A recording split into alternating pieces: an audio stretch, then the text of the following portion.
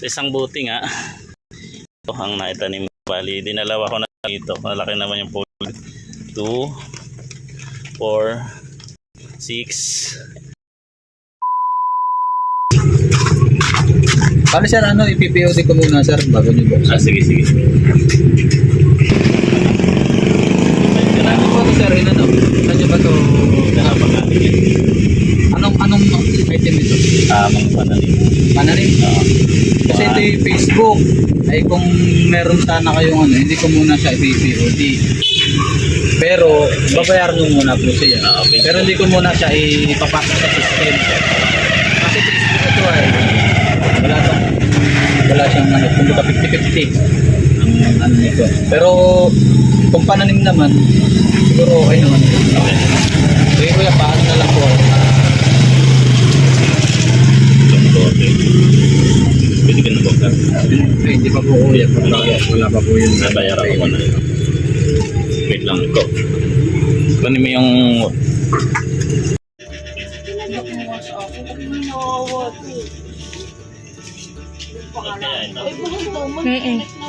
Wala sabon. Wala.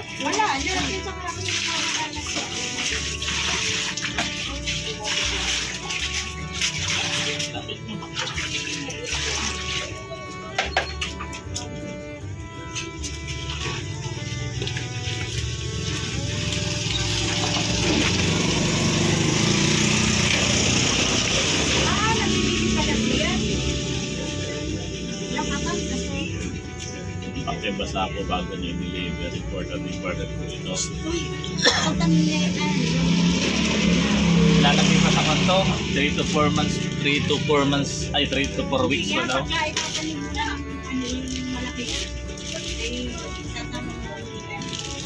Sige. Tayong gunting. Nandito na yung ating order sa Mindanao na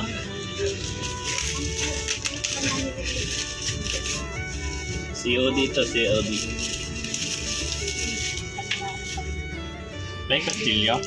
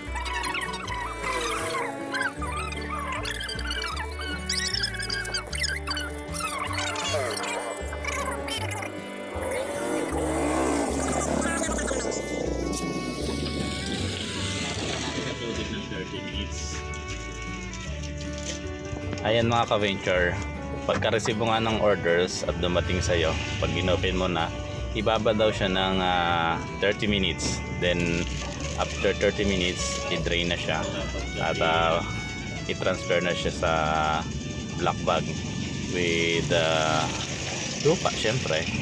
Tapos waiting tayo bago natin i-transfer sa field ng mga 3 to 4 weeks. At habang iniintay nga natin yung 3 to 4 weeks na yon, mare-ready na natin yung ating pagtataniman.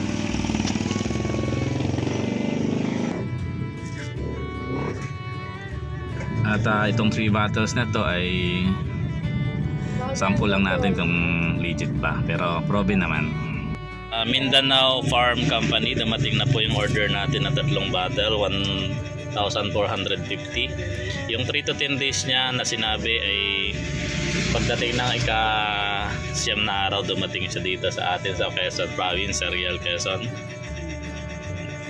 ng alauna. Dumating siya ng alauna. Ito. At pagka-receive daw ng order, ay ibababad siya sa tubig ng 30 minutes. Then after 30 minutes, ililipat siya dito sa fully bag na may pusot sa lupa.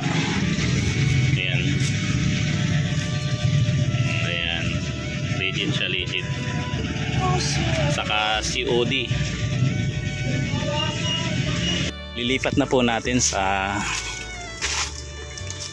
bag yung banana seedlings na dumating kanina lang bandang alauna. At dito po tayo may lupa. Wala akong yung busot ng nyog, kaya siguro pwede naman na itong mga na bulok. Baka ito mataba naman yung lupa.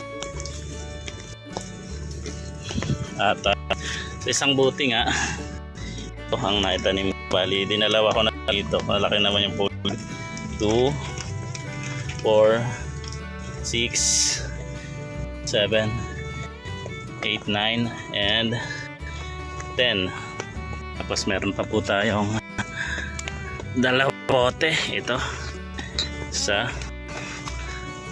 At dalawa.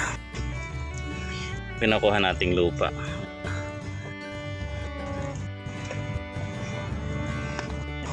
Tapos sasama na kahoy.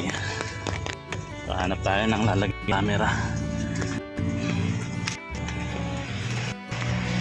Pwede na dito.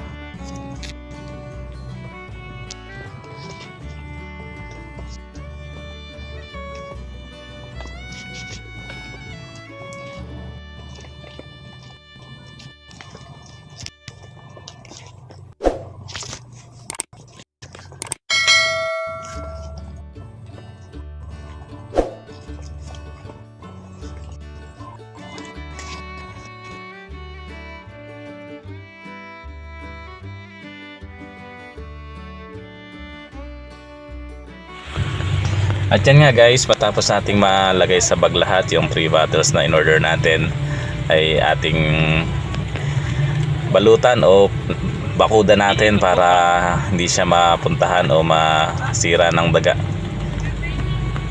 Tapos maulan, sobrang maulan ngayon, lagyan na lang natin ng takip sa ibabaw, baka mababad or mababad yung tanim natin, yung banana seedlings ay lumambot.